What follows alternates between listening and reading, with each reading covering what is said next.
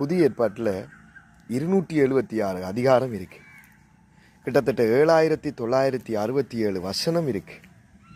இந்த முழு புதிய ஏற்பாட்டிலையும் ஒரு நபருக்காக, அதுவும் ரட்சிக்கப்படாத, இயேசுவை சரியாய் அறியாத ஒரு நபருக்கு தேவன் ஒரு முழு அதிகாரத்தையும் வேறு விரித்து வைத்திருக்கிறார்.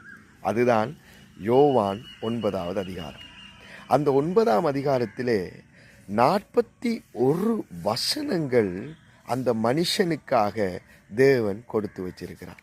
இது எதற்காக உங்களுக்கு சொல்லுகிறேன்டா, ரட்சிக்கப்படாத, தேவனை அறியாத, இயேசுவை யாரென்றே தெரியாத, அன்றைக்குத்தான் இயேசுவை பார்க்கிற ஒரு மனுஷனுக்கே தேவன் புதிய ஏற்பாட்டிலே ஒரு அதிகாரத்தை 41 வசனங்களை ஒதுக்கி அவனுக்கு இந்த முக்கியத்துவம் கொடுப்பாரா இருந்தால், தேவனை அறிந்த, தேவனை ஆராதிக்கிற உங்களுக்கும் எனக்கும் தேவன் எவ்வளவு முக்கியத்துவம் கொடுக்கிறவராய் இருப்பார் என்று சற்று சிந்தித்து பார்ப்போம்.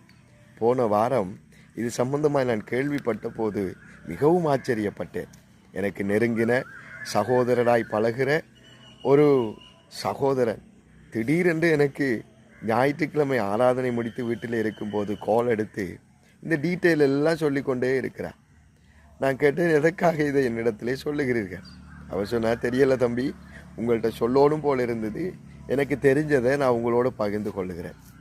அவர் சொல்லும்போது அந்த சூழ்நிலையிலே இந்த வார்த்தைகள் எனக்கு மிகவும் பெருமதியாய் இருந்தது. ஏனென்றால் தேவன் இந்த வார்த்தைகளுக்கூடாய் என்னோடு நேரடியாய் பேசுகிறாருங்கிறதை நான் அந்த நிமிடம் உணர்ந்தேன், அறிந்தேன். அதே போலதான் உங்களுக்காகவும் எனக்காகவும் தேவன் முழு அதிகாரத்தை பிரித்து வைத்திருக்கிறார். அவர் உங்களையும் என்னையும் மறக்கிறவர் அல்ல. ஒரு தேவனை அறியாத ஒரு மனுஷனுக்கு தேவன் அவ்வளவு முக்கியத்துவம் கொடுப்பாரா இருந்தால், உங்களுக்கும் எனக்கும் தேவன் முக்கியத்துவம் கொடுப்பது எவ்வளவு உண்மையாக இருக்கிறது. சற்று நிதானித்து பார்ப்போம். பிசாசின் சத்தங்களுக்கு இடம் கொடுக்காதீர்கள். பிசாசு உங்களுடைய காதுகளில் போடுற பலவீனமான வார்த்தைகளுக்கு முன்னுரிமை கொடுக்காதிருங்கள். தேவனுடைய வசனத்துக்கும் தேவனுடைய வார்த்தைக்கும் நாம் முதலிடம் கொடுக்கிறவர்களாய், முன்னுரிமை கொடுக்கிறவர்களாய், அந்த சத்தத்தை மாத்திரம் கேட்கிறவர்களாய் நாம் வாழ பழகுவோம். கர்த்தர் உங்களை ஆசீர்வதிப்பாராக.